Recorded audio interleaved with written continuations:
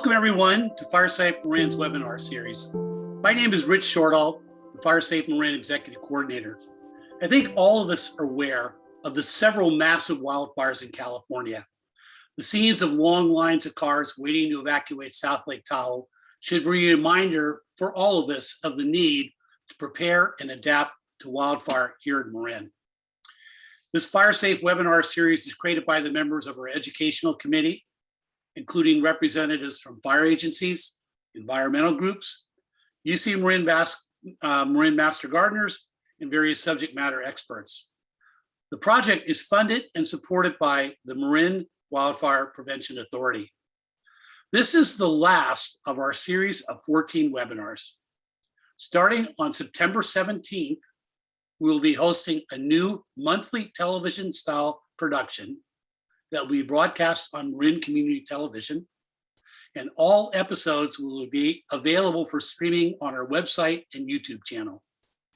The name of the show is Wildfire Watch. I hope you'll join us. I think you'll find it very exciting. Tonight, we are very fortunate to have several guests who will talk to us about the types of organizations, resources, and training available to help members of the access and functional needs community during emergencies. We strongly encourage all of you to participate tonight by providing questions in writing through the Q&A function at the bottom of your screen.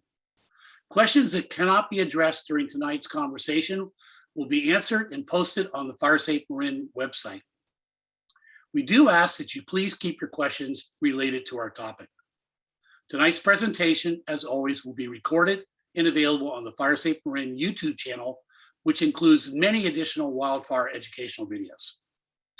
After tonight's presentation, we'll end with a roundtable discussion and an opportunity for you to ask additional questions of our presenters. I would like to start by introducing Eli Geradin, Chief Executive Officer of the Marin Center for Independent Living. Eli? Rich, thank you so much. And Marin Center for Independent Living, and speaking for myself, we are so excited to be here today working with you and talking about the issue of our time at Marin Center for Independent Living, which is how we, as a disability-led service organization, support our community of individuals with access and functional needs during this period of climate change, natural disaster, wildfire, and just overall emergency response. We are going to show a very powerful video that we co-produced with FireSafe Marin. And it really outlines and highlights the program, Powered and Prepared, which we launched this year after a pilot year in 2020. So I'm very excited to share this video, and then we will have some follow-up discussion about Marin Center for Independent Living and what we are doing, and also hear from one of our awesome team members, Maurice Pollard. So why don't we cue the video? Hello, my name is Eli Geradin. I've been the CEO of the Marin Center for Independent Living for the past 13 years. One of the awesome features about Marin Center for Independent Living is that we're by and for people with disabilities. Morning, Eli. How's it going, Maurice? Good this morning. Over half of our board and our staff have lived experience as people with disabilities themselves. For example, this photograph shows two women mourning the loss of a friend, supporting each other, showing their resiliency. And this photograph shows young disability advocates demonstrating their civil rights and expressing their pride. Because we have lived through similar experiences, we share that in addition to all the resources and supports that we offer as a social safety net provider to empower people to live their best lives. You know, as we've seen over the last 10 years, wildfires, climate change, smoke, power shutoffs, this has now really been a part of our daily lives.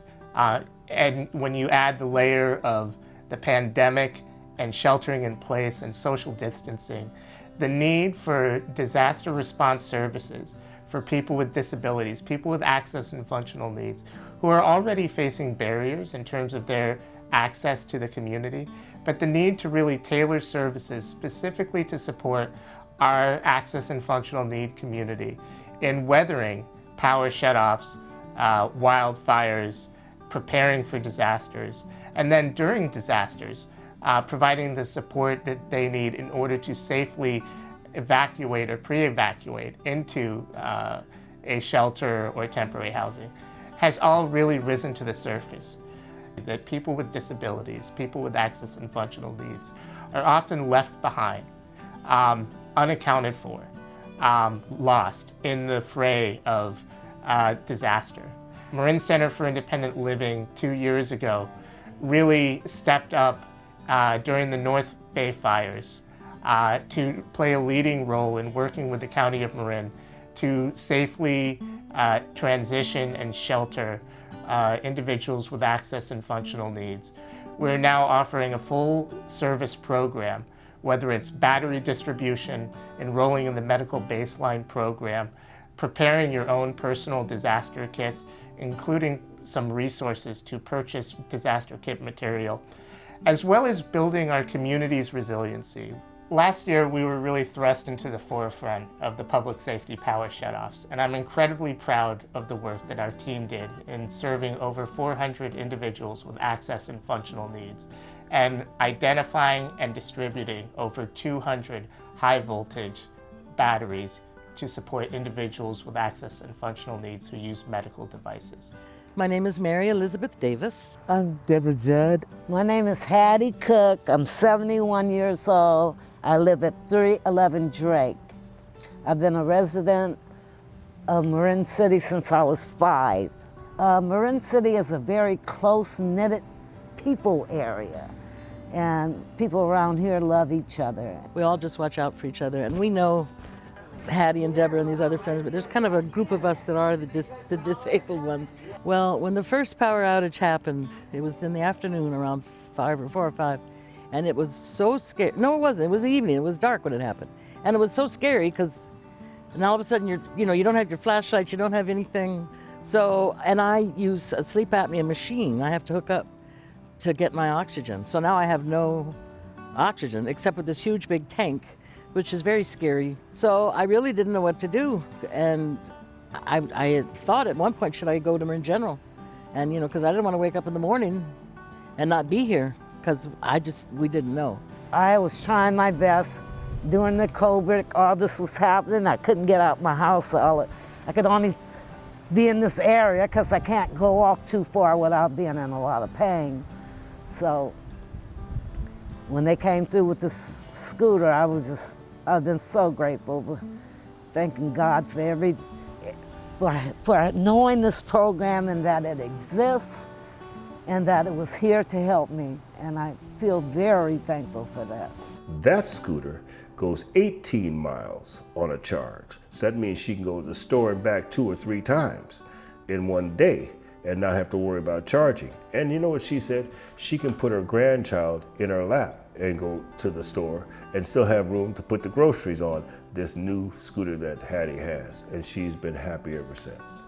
And I'm even happier to make her happy. I think it was Maurice, I'm not sure. Somebody brought it over, and when they brought it in, I started crying.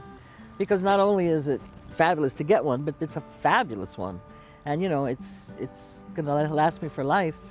I use the battery for when the lights go off. I can plug, it has up to 6 outlets in it. So I could put my oxygen on there, I could put the TV if I needed to, I could put my telephone charger, the radio. I'm a big radio girl, so I listen a lot. That's how I find out usually about things going on, because I don't have any internet, so I'm not on a computer. It's a huge weight off my shoulders. It's life or death to me. It's that important.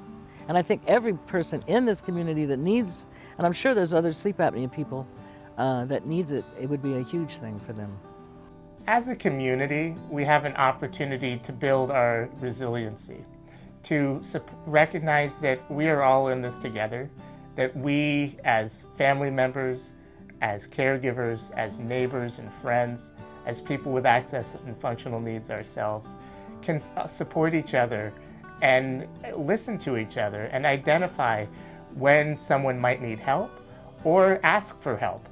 And I think as a community, building our global resiliency, becoming more aware of what supports and resources individuals with disabilities need during public safety power shutoffs and wildfires is going to be paramount to navigating this new future.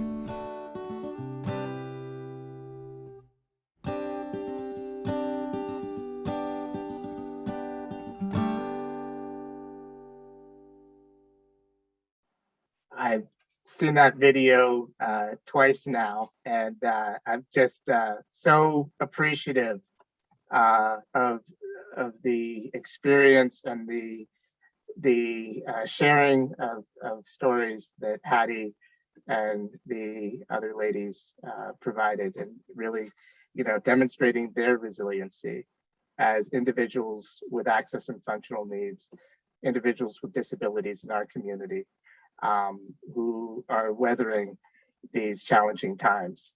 And, really foundationally, Powered and Prepared, just to double down, is about building the entire community's awareness on how to support people with disabilities during disasters, recognizing then when it comes to either weathering a power shutoff, evacuating, or providing coordination, it's all of our roles as community members, as community-based organizations, as volunteers, as first responders. It's all of our roles to support everyone in our community.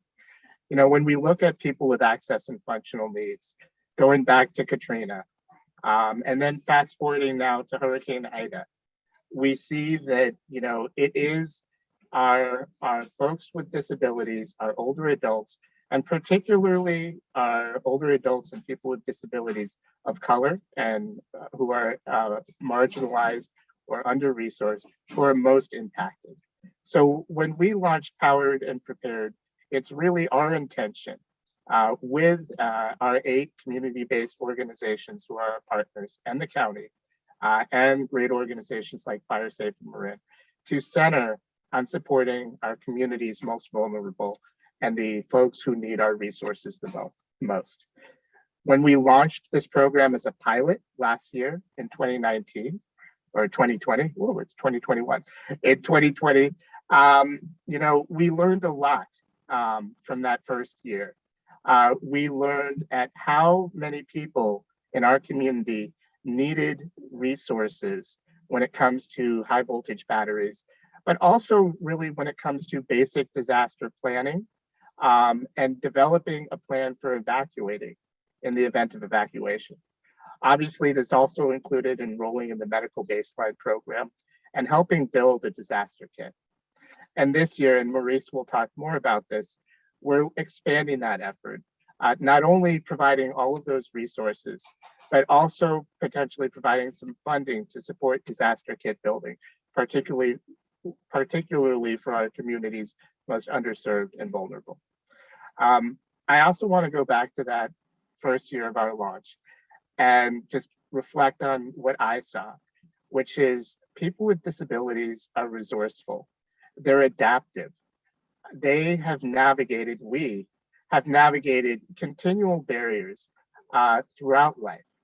And during an emergency, and I said this in the video, during an emergency, there are additional accommodations that people with disabilities have a right to in order to safely weather power shutoffs, safely weather wildfires and smoke, and pre-evacuate if necessary from their homes.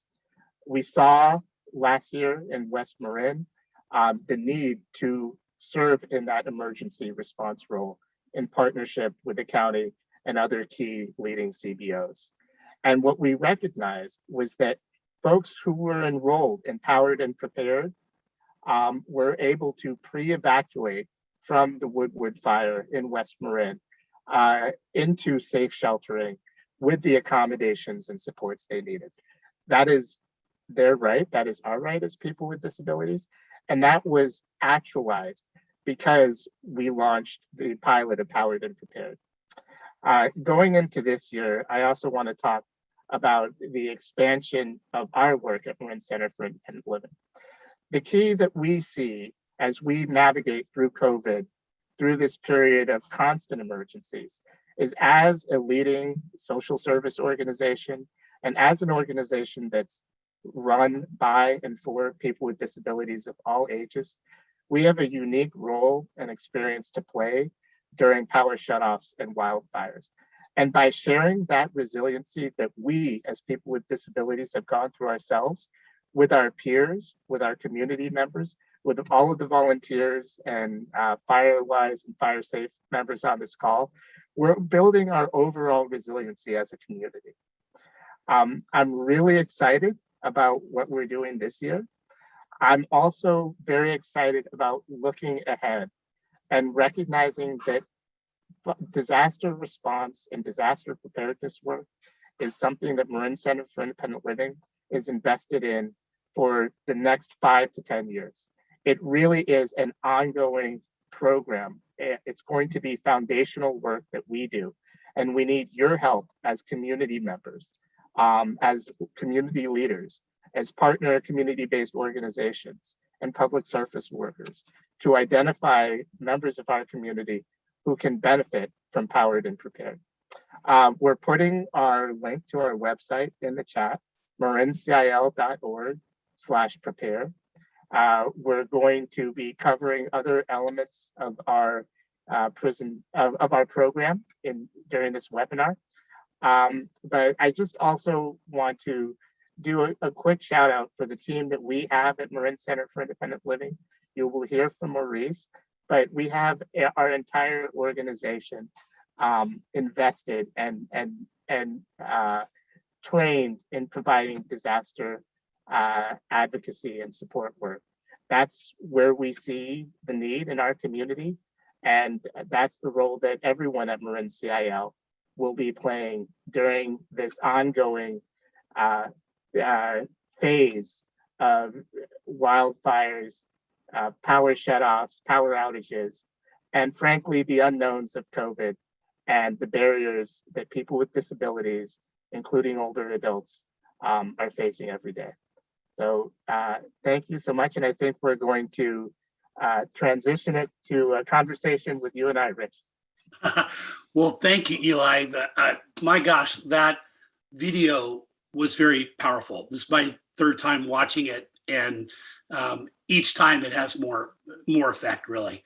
As you pointed out so well, when we have a major disaster, the people who are most impacted by that are absolutely the members of the access and functional needs community. We see that every time. To help the audience understand a little bit, I've seen there's more than one definition sometimes floating around of what it constitutes, the access and functional needs community. Could you speak a little bit more to that? Absolutely. So access and functional needs is a more recent term of art that includes people with access and functional needs who have physical, developmental, or intellectual disabilities, as well as other chronic conditions or barriers towards accessing services and supports, such as limited English proficiency, and also older adults. So when we talk about access and functional needs in our program, Powered and Prepared, we are really talking about individuals in our community who need additional supports and accommodations in order to navigate through this period of smoke, wildfire, power shutoff, and whatever else comes our way, including COVID sheltering in place. That's when we think about it, that's actually a very large percentage of the people who live in Marin County and other counties around here. So there's a lot of people under that definition and a lot of people that we should be thinking about. Sort of following on in that, if a Marin resident is aware of a neighbor with a disability who appears maybe to be isolated or might need some assistance, what should they do? And what's the best way to start working with them? Because we all do need to be in this together. Absolutely. Start with our website, which Jen put in the chat, marincil.org/prepare. It gives an overview of our program. It also provides a link to enroll. Because this is a partnership with the California Foundation for Independent Living Centers and PG&E, we need to enroll everyone into our web link in order to qualify them for services. Once they're enrolled, and we as staff are also happy to help folks enroll who might have barriers to digital access, they will be connected with all of the resources from medical baseline enrollment to preparedness planning to disaster kit to high voltage battery. But that first step is registering on our website. I'm really glad you brought that up, because that was in the context where you talked about the Woodward fire out there. Those who are enrolled and they're enrolled early, it makes it so much easier, I believe, to determine who needs the assistance. So was that a big part of the success that you had working out there? It was absolutely essential, Rich. We quickly identified of the 400 folks we enrolled last year, 30 were in the proximity of the Woodward fire, and 3 of those individuals were needed and were assisted in evacuating from that area safely. So that key of enrollment is beyond critical. That allows us to identify when there is a wildfire or an area affected by a power outage, what resources need to be deployed and who we as staff can reach out to and contact. That's great. We'll be hearing a little bit more later on from others about some of the organizations that can help identify folks out there, almost like boots on the ground out there in the field, knowing who's there. But one of the things you mentioned is that we're all in this together. We all need to help. Is there a role for volunteers to work with Marin Center for Independent Living? There is. This is a new program for us, so we are developing our new volunteer core and what that looks like. But certainly reach out to us at the office. The first thing, and particularly for FireSafe and Firewise community members, the role that you could play immediately is really seeking out, being aware of who in your neighborhood, in your lives, in your community might have an access and functional need, whether that's a visible need or non-visible, and recognizing that they might need some additional supports, a social connection, just a warm, I don't want to say handoff, but almost like a warm handshake, in order to build that relationship so that when there's an emergency, you know who in your community needs support. And whether or not they get connected with Marin CIL, you're situationally aware of that someone with a disability, someone with an access and functional need might need some more time to pre-evacuate, might need some help setting up their battery, or you might want to make sure that they have a battery or that battery is charged, or doing some disaster kit work.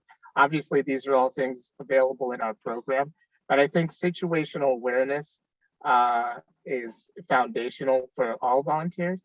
And certainly, as we saw last year, and knock on wood, we've been lucky so far this year, but it's still early in wildfire season. In the event of a disaster, there's always a need for volunteers for deployment, for spreading out resources. And on both levels, we could certainly use and coordinate with support. Also recognizing that there are other great organizations doing this critical work, and you'll hear from Adrianna and Jody. But yes, as volunteers, happy to connect with all folks and plug them in as best.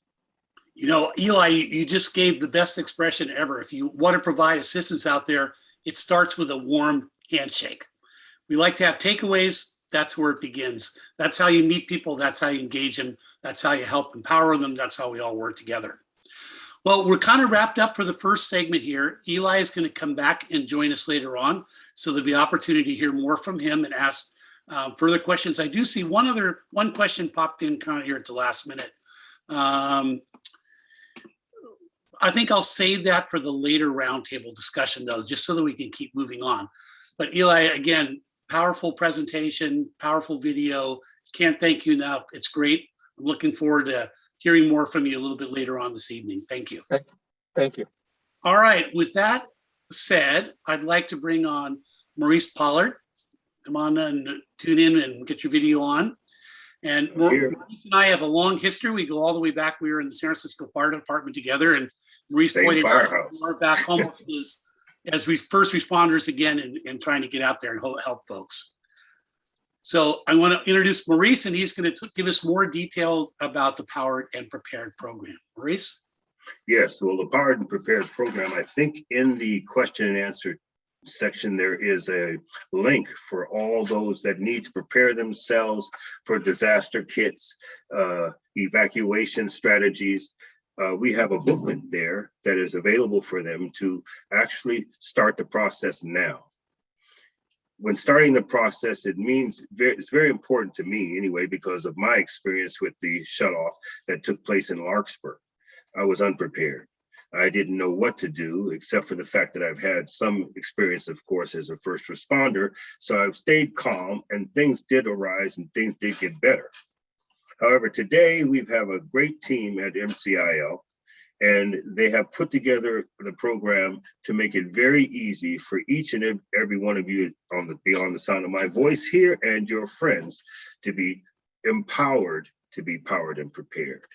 So I can go into more detail about it, but we do have a number of agencies that are involved, PG&E, Fire Safe Marin, CFILC, and Disabled Disaster Access Resources. Those are the four big agencies, but of course we can't do it alone. So we need each and every one of you out there who knows somebody, who knows somebody, who knows somebody, to get them informed that they can go to marincil.org/partners/ and you will be able to get all the details of the prepared list and information that you may need to prepare your own list. Also, we have information in regards to batteries, and we have information in regards to other services that we provide. We serve about 1,200 people a year, and the most important thing you can do right now during COVID is to take down my phone number, or Marin CIL's phone number with my extension. It's 415-459-6245, extension 10.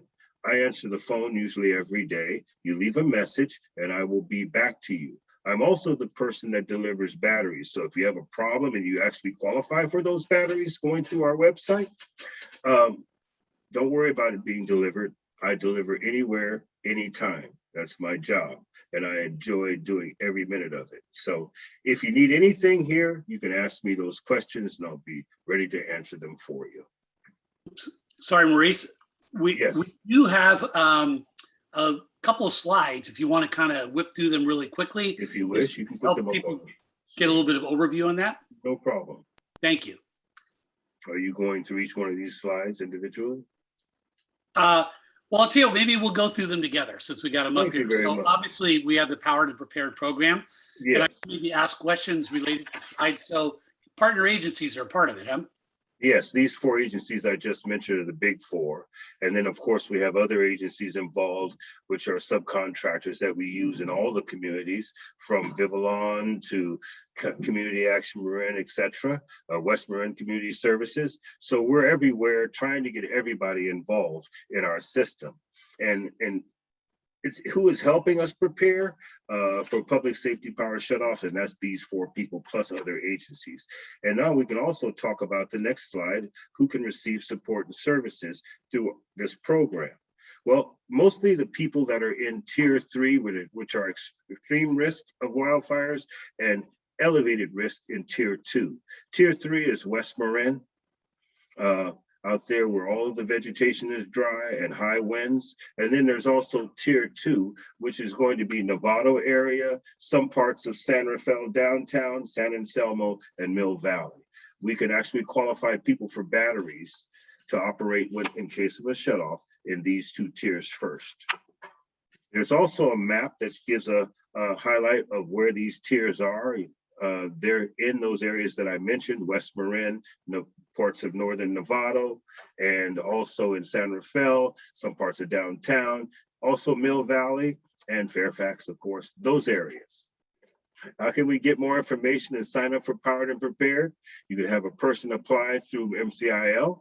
As a community partner, you are welcome to help clients, consumers complete the application and apply online. And if the online application is not accessible, Marin Center for Independent Living staff will help each and every one of you apply for and prepared. We'd like everyone to be empowered to be prepared. What is emergency preparedness? 4 easy steps. You can see all 4 of those there. You must, actually, this is the most important, which we're talking about now. Create a plan and share it with your network of support. Connect with partner organizations. Most important is to update your health information and stay informed. And create your emergency supplies kit and plan how and when to evacuate. So this information that you have here, it may seem like a lot right now, but if you go to the website, like I mentioned, marincil.org/partners/ and you will be able to get the booklet itself that walks you through every step of being powered and prepared for these disasters. Great. Well, thanks so much. And I think for the audience, we're fortunate really to have you, because this is the person who makes sure that those batteries get to your home. And he's giving you the sort of the secret code of how to get a hold of them, and he'll get out there pretty quickly. One of the questions that came from the audience is kind of a technical one. It's more of an observation, and that is that the batteries themselves are designed to provide what I think of as standard household voltage, like 110, 120. And that would run like a laptop computer or cell phone and things like that. It's not designed to run a washing machine. But I think my follow-up, is that correct? That's what they're designed for? Yes. That's correct. Yeah. And people who are using medical devices, are the more common medical devices, is that the voltage that is required for them to operate? We have 3 batteries, one Yeti 500, a Yeti 1500, and a Yeti 3000. The 500 runs CPAP machines, smaller, it's 12 pounds. The 1500 will run an oxygen machine, or two, let's say 2 items at one time. And then the 3000, of course, is the mother of them all, and it can run almost anything that you have in the household. Well, that is really good to know. And I think that's another reason to enroll early, so that you can have all of that in the database, and then you're going to know what people need, because you have a sense of what their needs are in the home. So that's a bit about Can I just add one quick thing to that? And I'm sorry to interrupt, but not everyone will be able to use a high voltage battery. In some cases, folks with more complex medical equipment might need to be supported by going to a hotel versus one of our batteries, or a higher model generator, which could be installed. But the batteries really are designed, as you said, for those more common medical devices. We will work with everyone, regardless of their medical device, to figure out the best support that they need, whether it's battery, generator, or a hospital or a hotel stay during a power shutoff. Great. No interruptions. That's perfect. That's just what we're looking for. And once again, that's why you reach out early to the Marin Center for Independent Living, so they can help assess your needs and you get what is right for you. We've talked a bit about the batteries. I was wondering, you also help individuals prepare personal preparedness plans. Can you talk a little bit about what the elements of that are? That's true. The personal preparedness plan is again on that website, marincil.org/partners/, and you will receive all the information necessary. You can download that information and actually start your preparedness kit. They have emergency supply kits, checklists. They have information on the medication and credit cards and things you need when you're about ready to evacuate. So everything has been pre-planned and set for you to make it very easy for you to apply for or be able to prepare yourself with a disaster kit. Yeah, it's that thinking ahead that makes all the difference. It does. Going through the checklists like that, getting everything laid out. So there's something, if you do need to move or shelter in place, you're ready to go. Right, right. Either way. Fantastic service. That's Either great. way. A little bit more back to the batteries. Do you ever run into a situation where you've had requests for batteries, but you were essentially out of batteries or unable to fulfill the order? Not yet. Matter of fact, we have almost 200 batteries in the office right now, but not, of course, not everybody will qualify, but it's almost like you fill out the application and you're probably one of the first ones, first come, first serve, it looks like. Once you qualify through the medical baseline program or the voluntary application that PG&E requires, then you can actually have a battery delivered to you, or you can stop by the office and pick one up any day of the week. So That's it's really very simple. That's great news. That's really, really positive for everybody. And when somebody makes a call to the office for request for battery assistance, how long does it typically take before the battery could be delivered? Well, it's up to them because they have to fill out the necessary forms.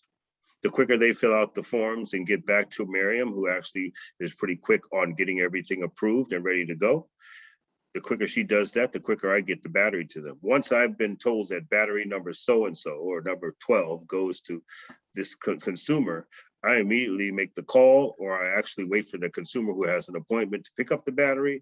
And just like today, one of the consumers said that she can't get over there to pick up the battery because she's in a wheelchair and has nobody. I said, that's no problem. Your battery will be delivered to you tomorrow. So less than 24 hours. It's my job. I love it. That's fantastic. That's really good. One of the things I want to point out to the audience too is that if you take a look at the links in the chat, and I think the Q&A, Jen, I'll clarify that, but we put quite a few important links and contact information and numbers in there. So we'll also, you can get most of that information obviously by going to the Marin Center for Independent Living website. And we will work with them to get some of that up on our website so that we get this information out and available to as many people as possible, because you want to be able to get the help when you need it. Rich, if it gets too complicated for people, the easiest thing to do is to call the phone number, 415-459-6245, extension 10. And someone, actually me, will get right back to you. Right. So just in our typical way of doing things, maybe say that number one more time for those who might be writing it down. 415-459-6245, extension 10. Ask for Maurice. There we go. In some of what we've been talking about, we've been dealing, this is a question coming from the audience, folks with maybe more long-term disabilities or issues to deal with, but occasionally it'll come up that somebody has and I'm actually almost in this category myself because I recently had a surgery that's made me immobile and kind of stuck in my bedroom for a month. But sometimes people are in a wheelchair or something for 6 months as they're recuperating. Would somebody like that, if they applied and filled out the paperwork, be eligible for the service? Well, I couldn't actually say, but I'm going to be from a personal side. We don't know when the fires or when the power shutoffs are going to happen. So if you're in that position right now, I believe that you would be able to have a battery right now. We can't predict when the fires will occur, but we need to be powered and prepared when they are occurring. So empowerment, yes. That's great. If nothing else, make the phone call. That's right. We will work with you to see the best we can do. And if they can't handle it, maybe there's some other resources they can talk to, which we're going to find out about in a minute. Who, by the way, provided the funding for the batteries? Was it one source or multiple sources? That's an Eli question. I'll jump in there. So we piloted this initiative last year in partnership with our state association, the California Foundation for Independent Living Centers, and PG&E. We are now, that pilot has turned into a permanent grant funded from those two entities. And we're looking to expand that effort locally with local support and donations. So I would say a combination of that core funding and the expansion with local support and partnerships. Yeah, to all the audience, I'm sure it'd be great if we could expand the program and buy more batteries and get more support out there. More people can help develop the preparedness plan. So we're not shy about asking for financial support for this. I think it's very important. And I think that's kind of representative of all the community working together to help a lot here. Great. Thank you so much, Rich. Great to see you. It's been a long time again. Thank you. Great presentation. And thank you so much for everything you're doing, running the Powered and Prepared program and going out there, providing all this help to people. It's just a fantastic thing you're doing. I can't thank you enough. Thank you for having us. All right, good. Well, let's go on to the third phase of tonight's presentation. And we're going to invite a few more people to come on. Number one is Adrianna Radkin. She'll be telling us what she does she's with an organization called Marin CIL. She can explain that in more detail. The second one is Jody Timms, who wears a number of hats. And the third one is Wendy Todd. So I will say a little bit more when we introduce each person about what they do, and they can speak for themselves too on this. So this is going to be a little bit of an informal roundtable discussion.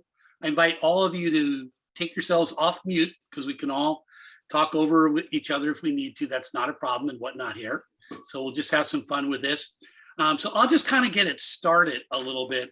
So Adrianna, you're with Marin Voluntary Organizations Active in Disaster. Hope I said it right. You got it right. All right. So maybe you can tell us a little bit about what your organization does. Sure. So Marin VOAD, Voluntary Organizations Active in Disaster, is a collaboration of nonprofit organizations, faith-based organizations, other community-based organizations, as well as government agencies. And our mission really is to foster effective service delivery to everybody who is affected by disasters through this collaborative network. So we work with organizations like Marin CIL. We work with organizations all over Marin, and I can get into a little bit of that later. But the idea is, if you are coordinated and you're communicating well with one another, you avoid duplicate services, you're more efficient in your service delivery, and you're more effective. And the organizations that we work with are all of the ones across Marin who work with vulnerable residents and visitors who are most at risk in disaster. Well, that's great. And it's wonderful that there is a forum for all the organizations to get together. We'll talk more about best practices, sharing, and so forth, but it really helps us to all be better prepared. So Jody Timms, you're next, and we've known each other for quite a while, and I know you're very active with the neighborhood response groups programs, and also with AgeFriendly Fairfax. So you want to tell us a little bit about some of the things that you're doing? Sure. So neighborhood response groups, for those of you who aren't familiar with that, and NRG is the short term, if I slip into that, they were created essentially as a grassroots community organizing tool here in Marin, or at least we have a very effective model here in Marin about 10 years ago. The purpose of an NRG is to acquaint neighbors in small groups with each other and what their needs are and what their resources are. So as we know, if there is a disaster of some kind, particularly the disasters where you would need to shelter in place, so earthquake, power shut off, floods, things like that, as opposed to wildfire where you're going to evacuate, most likely at some point. When you, if there is a disaster, you may well not see a first responder for a couple of days, even depending upon the severity of what's happening more globally. So the best thing is for folks to be able to know at least a half a dozen neighbors, if not a larger group, so that you can be familiar with who might have access and functional needs, who might have resources who could be helpful in that situation. So an NRG, it consists of usually a small There are blocks within the larger NRG. A block is usually 10 to 20 homes. And there are 2 block captains typically who get to know the people in those homes and gather information from them, contact information, who lives there, what kinds of disabilities or AFN needs they might have. Do they have tools, chainsaws, tents, sleeping bags, in the event of a somewhat prolonged need to shelter in place? These are your neighbors you're going to turn to and rely on and support as might be needed in a disaster. Well, that's great. And how about AgeFriendly Fairfax? So AgeFriendly Fairfax is again a grassroots organizing model that was initially the age-friendly movement was started by the World Health Organization about 15 years ago. And it is a process where a city or a town decides that they would like to particularly address the needs of older adults and AFN folks in that community. So working with your mayor and your town council, you apply at this point through AARP in the United States to become an age-friendly community, which means that you're aiming to improve a number of things within your town, within your communities, to better support older adults and very often folks with disabilities. So that's the process. Fairfax is an age-friendly community, was granted that status, as are 9 of the 11 cities and towns in Marin. We're all at different stages of our sort of 5-year process, but all of us essentially have a task force, and we have connections with the business community, with our residents, with the local government, to improve the conditions of our cities and towns for older adults, and to build community, and in particular, to locate and find the folks who are in our communities who do have additional needs because of age or disability, and better support those folks within our cities and towns. That's wonderful. I think we're beginning to create a theme here of these different organizations which exist at different levels that do naturally work together to make all of us safer in the event of disaster. So that's really kind of what a lot of all this is all about tonight. Wendy Todd is a consultant to Marin Center for Independent Living, but she also is a leader of what we call a Firewise site. Wendy, you want to tell us a little bit about yourself and what you do and Firewise and so forth? Yeah, thank you for having me on. And I'm a big fan of Marin Center for Independent Living. My family has received services from the organization, and just to say something about Firewise, and I live in San Anselmo. A couple years ago, their garage caught on fire at the end of my dead end street up a hill. And the fire department told the neighbor that called it in to call everybody on the street and have them shelter in place so the fire trucks could come up our one-way, very small, tiny street. And he realized he didn't have anybody's contact information. And so we started organizing, and then realized that there are all these neighborhood groups and very organized. And so my little street became part of the Bald Hill Firewise community. And I'm going to put in the chat the link, because you can scroll through and look to see if your neighborhood is part of the sort of this organizing entity. And it's really just volunteers who are wanting to stay connected to one another. And also, as you organize, you are able to access resources like free chipper days, for example. And so I highly recommend folks to, like we've been saying, to connect with the supports and the services that are out there. And to, yes, if you're looking to volunteer, walk down your street and knock on some doors, or put a note in the mailbox, as I have done, to say, hey, do you know about these resources that are available, particularly for people with disabilities or access and functional needs? That is something you can do tomorrow. You can volunteer right in your own neighborhood and get engaged. Well, that's great. I think we kind of hear from both Jody and Wendy that this is sort of right at the level of neighbor helping neighbor. And it begins, as Eli said, with the handshake, let me introduce myself. We get to meet each other and all. And in my own opinion, that's the most effective way to help empower people. It's one thing if we're sitting up there at a fairly high level saying, you know, you should harden your home or create a fire smart lawn, here's how the tips to do it. But when your next door neighbor is talking to you about what to do or finding out if you need help, that's extremely powerful. We'll talk more about how NRGs and Firewise really, although they have slightly different missions, are very compatible and work well. But at kind of a next level up is really where Adrianna's working with larger organizations. I was a volunteer for the Red Cross for quite a while, and I was always really amazed that no matter where you go in the country, faith-based organizations play a huge role in disasters. Are there faith-based organizations participating in Marin VOAD? There are, though not quite at the Red Cross level that you're talking about, because the faith organizations in Marin tend to be smaller. They may have a national partner and a national relationship, but that may not be their focus in terms of disaster services.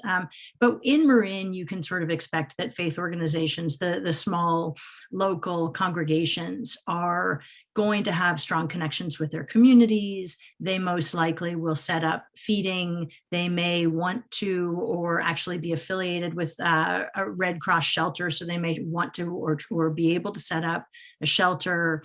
There's no doubt that they would provide spiritual and emotional care in a mass disaster where it's needed, as well as just sort of the calm, comfort, and communication. I think that faith leaders are trusted, reliable people within their communities, and they can help deliver important messages. So that's probably one of the biggest ways that they'll be active. Just to touch a little bit on the Red Cross, because I think that they're an important element of the VOAD as well. You've got everybody from these local faith organizations, local, little churches or synagogues or other houses of worship. You've got small community-based organizations, some that are very local, like West Marin Community Services or San Geronimo Valley Community Center, Canal Alliance in the Canal, North Marin Community Services in Novato, and then sort of working your way up. There are other organizations like Marin CIL that are kind of all county-wide, Homeward Bound, St. Vincent de Paul that work with the homeless, Community Action Marin, there are a number of them. They're all part of the VOAD. And then you get to these large disaster service organizations, the Red Crosses. And in Marin, we have Red Cross and the Salvation Army, both of which are national. They have tremendous resources to pull on. They're active in the VOAD. Actually, both of them are also part of our executive team. And that gets into sort of the power of VOAD. There's the Marin VOAD. There are other Bay Area local VOADs, and some of them go by COADs, just to throw out another acronym for all of you, community organizations active in disaster, as opposed to voluntary organizations active in disaster. We're all organized within the NorCal VOAD, so Northern California has one, and then there's a national VOAD. And that's where these large faith disaster service providers get involved. So Lutherans and Mennonites and the Adventists, they'll all come in a disaster and often are connected through VOADs, and they will provide resources and help where needed. So I hope I painted a decent picture, but I wanted to present sort of from the very local level up to these national faith organizations that also get involved. Well, that was really well done. And I really think it shows for a county like Marin, the role of Marin VOAD really at the center of that to help provide coordination and support and training and whatnot for these organizations.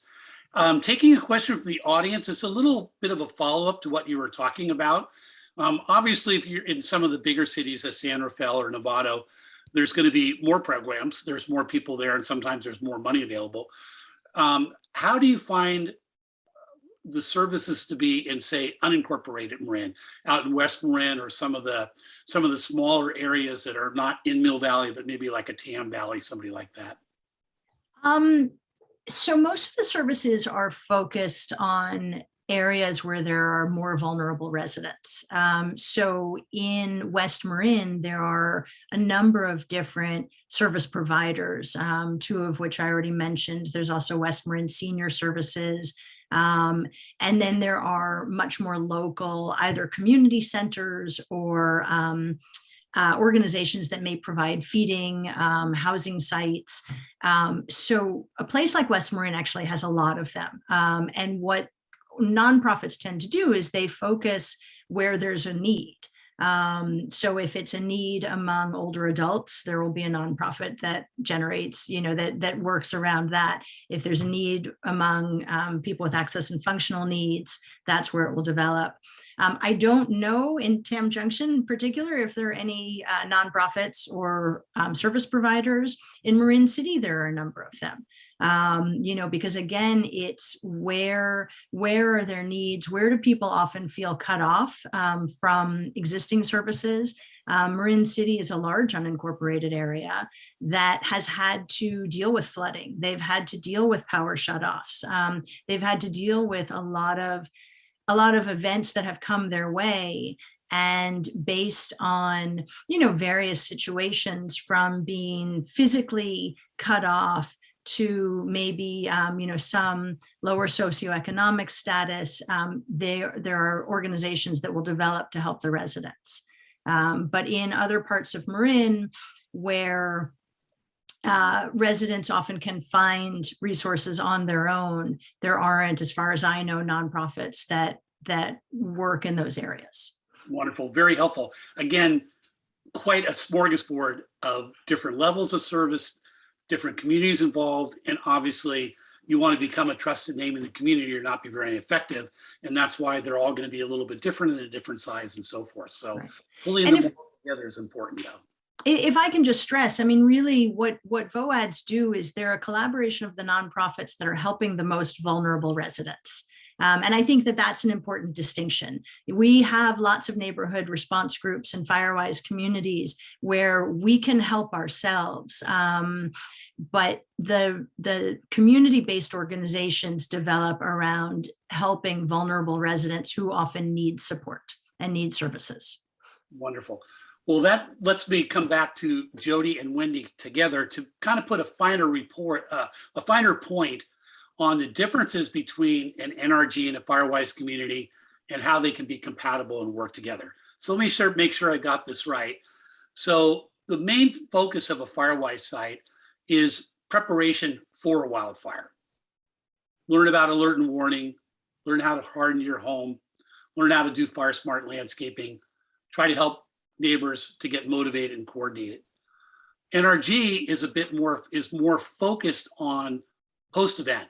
Granted, before the event, you're gathering names, you're finding information, you're finding about resources in the community and whatnot. But if we were to have, for example, an earthquake, we're going to have a lot of people still in that community, and the NRG will go around and begin to network with those people and find out what's going on. Have I got that correct? Sounds good to me. Yep. All right. So we've run into this before. There are communities, and I think Fairfax, in the best way possible, which is a community with a lot of volunteerism, really has both organizations side by side, and many of the same people are active in both organizations. So I'm sort of wanted to make the point and see if you agree that these two functions are very compatible. You can have the same membership in both organizations if you want to. You can split it up a bit. You can share resources when that's appropriate and whatnot, but both of them have a very important role. And I think they're a huge help to organizations like Marin Center for Independent Living, because you're out there meeting the neighbors and so forth. How's that sound? Yeah. Yes, definitely. In Fairfax, we started really, most of the organizing began around Firewise communities. We have 9 of them. And then say Central Marin, Larkspur, Corte Madera, Greenbrae, they really started much more aggressively and initially with the NRG model. So many of those are now adding Firewise becoming a Firewise community. And in Fairfax and places that started more with Firewise, we are bringing in the NRG model. And sometimes it's the same steering committee that might run both groups or have both methods of organizing, the pre and the during and the evacuating. Or it might be different groups, so similar groups or different groups. In Fairfax, the NRG leaders and the Firewise leaders, we meet once a month and we talk about both programs and how we're interfacing the work we're doing with community members. And one neighborhood will be really organized and have them integrated, and another neighborhood will have them side by side. So the programs are very compatible with each other and overlay nicely. And it just kind of depends upon the volunteers and the community and how they'd like to work that system and develop it, because it does take a lot of volunteer help and time. So it's only as good as the involvement of the community, for sure. Well, for those of you who are looking for opportunities to volunteer, there are so many ways you can do it here. One last question for Wendy before we bring Eli back with us. So in trying, one of the things for a Firewise site is really about motivation. How do we motivate our neighbors to become as knowledgeable as possible about fire behavior, what actions they need to take, and encourage people to take those actions? How do you go about motivating people in your Firewise site? That's a great question. I just talk to my neighbors. We have this common thread, which is we're all very vulnerable. On my street, we're vulnerable. And so I just, I'm getting the reputation of like the worrier, but also the planner, right? And so if you run into me on the street, and then I'm always out there walking my dog, I just have conversations with folks about like, what are they doing about that? Just recently we had an oak tree limb fall and cross the street. At 10 o'clock at night, this huge limb fell down. The fire department had to come to clear the way. And apparently that's what's happening. The fire department had just come from another oak tree. And then a week later, another oak tree down the street lost a limb. So it's what the buzz is about on our street is like, we're in a vulnerable position. And so let's just name it and plan for it and communicate with each other. And so unfortunately, the fear is the motivating factor, but also knowing that we can do something about it together, that we're in it together. And so I find, attending the steering committee for the Bald Hill Firewise community, it's actually, it helps me manage the fear because I realize like we're all working on it together.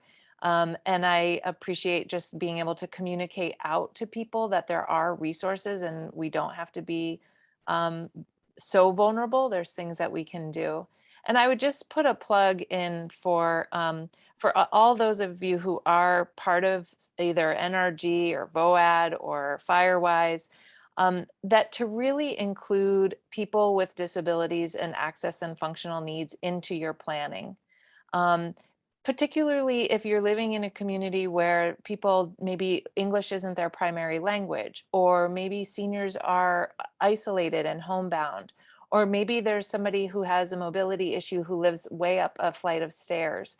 Like those are the folks that I really worry about most. And I think that these volunteer groups, we're doing such a good job of sort of looking out for ourselves. And I worry that we're not looking out enough for our neighbors who maybe aren't participating in the NRG or aren't able to log in and be part of a Firewise community meeting.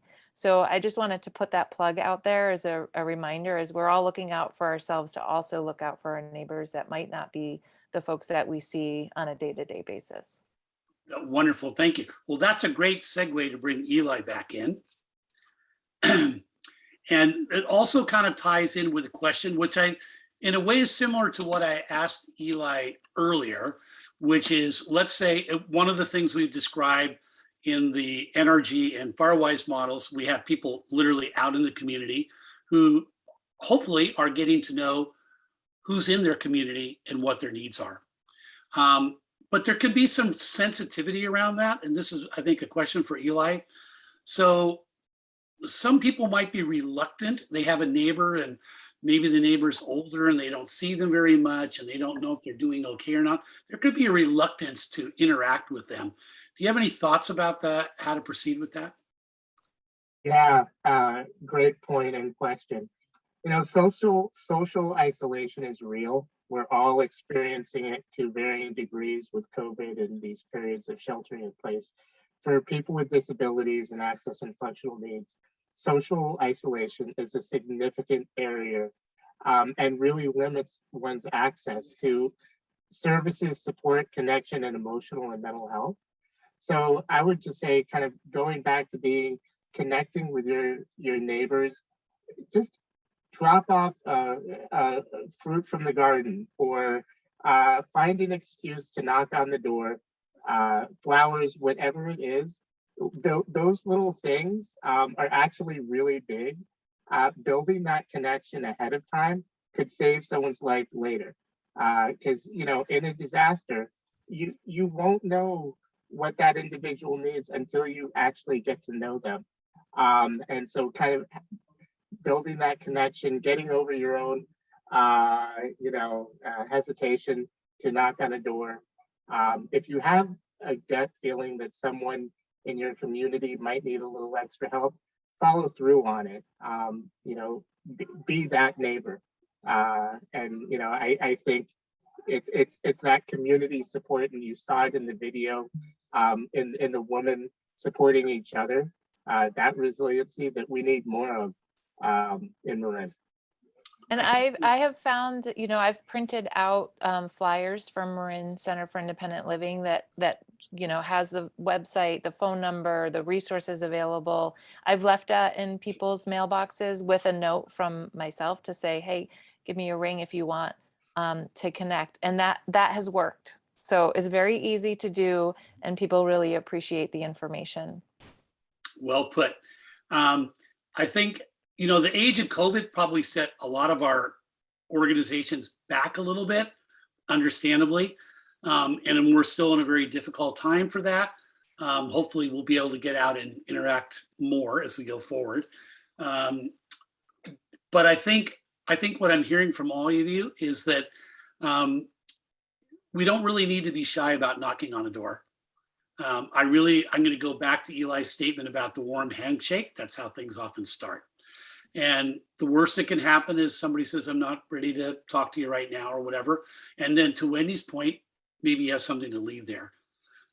Maybe you bring some flowers, depending on what the individual is and so forth and all. But it's making those connections is really important. I think that, are there some other success stories that you've heard through NRG or Firewise or through VOAD, where by kind of sort of stepping up a little bit in the community, connections have been made that have really helped the community get better prepared? I mean, I can say from the VOAD perspective that it happens all the time. The VOAD is sort of this hub and spoke visual, if you can think of it that way. And so we're always making connections to organizations to one another, or somebody from even a government agency may reach out to me and ask if I know of anybody who is involved in something specific, and I can name 3 organizations that they should reach out to. So it really is about that warm handshake and getting to know one another and knowing what one's capabilities are. But that happens a lot. The Woodward fire was a perfect example. There were a number of different organizations that were involved, but there was no collaboration. The VOAD got involved and made sure that everybody was talking with each other, so that people weren't duplicating services, so that people were getting what they needed. There's a housing site out there that needed to be in touch with people so that she could help her residents evacuate. Some of them were already connected, others weren't. And so those kinds of connections, real time in the moment, happen a lot in the VOAD. Well, that's great. I think we also see when we have a real event, to your point, there's a lot of people really do step up. There's a lot of really powerful success stories coming out of you in places like Paradise, despite the death toll and whatnot, of people going out, helping the neighbor. If you don't have a car, don't worry, jump in with me, let's go. So people do oftentimes arise to the occasion when something happens out there. So we're getting near the end of this, and I think one of the things that just came up from the audience is that knocking on the door leads to a point where it's no longer a stranger knocking on the door. So being visible out there and seeing each other makes a big difference. I know in the neighborhood that I live in, we're a Firewise site. We're one of the larger ones. We have over 800 resident homes out here. And so we broke it down into block captains, similar to the way NRG is organized and so forth. And we're sort of doing the same thing, encouraging, and I just kind of giving ideas of how to get organized. As we're coming out of COVID, we're trying to organize some essentially block parties, bring people out, be very visible, that so people be out there. And that's also an opportunity, which we saw 2 years ago, to talk amongst ourselves about, well, did you realize that the person who lives down there in the red house, gosh, I haven't seen him for quite a while. Wow, we should kind of, maybe you can go over there as a small group and help boost your confidence a little bit to speak to the person. And then always having something to bring, I think, goes a long ways towards that. So I think all of those are great opportunities to take. We're getting near the end of things, so I kind of asked each of you if you'd like to give a closing comment. I'll kind of begin with you, Eli. You know, I just, as Adrianna and others on this panel have pointed out, it really is community work. We're in this together. And, you know, as the Warriors say, strength in numbers. For reaching our community's most vulnerable, individuals with disabilities who are multiply marginalized, maybe financially, you know, in our communities of color, I think we all need to step up. We all have a responsibility to do more, recognizing that equity impacts diverse communities at a greater level. And disasters impact our communities at a greater level. So, you know, this year we've expanded our partnership through Powered and Prepared to 8 key community-based organizations. Adrianna mentioned several of them. I'll just say Community Action Marin, Marin City Community Services District, Canal Alliance, North Marin Community Services, Integrated Community Services, Vivalon, Marin Asian Advocacy Project, and West Marin Community Services are all subcontractors with us in this work. We really see this as an equity program and initiative. So just adding that layer to all of our disaster response work is essential, and we're committed to that. And Rach, I just want to say again, thank you for all the work that you and the team at Fire Safe Marin and all the Firewise volunteers are doing out in the community. We look forward to continuing to build what we've started and build it together and build it better. So thank you. Thanks, Eli. Adrianna? I'll just keep it brief and leave you with next steps. Sign up for Alert Marin and Nixle if you haven't already. That's probably one of the most important things you can do. And then check on a neighbor and make sure they've signed up. I'll keep it short and sweet. Next steps, that's great. And I just will kind of echo that. Be sure you sign up through Marin Center for Independent Living now if you think you might be in need, and they'll work with you. Early sign up, be prepared. Jody? You know, I mean, it's wonderful if your community has gotten organized to be Firewise and or an NRG, but it's also just, as we've said, really important to reach out to 1 or 2 or 3 neighbors around you. So if you can do that, whether you're able to offer help or you might need help, just having the contact information from 1 or 2 neighbors and being sure they have yours, so that if, you know, push comes to shove, you're not completely alone.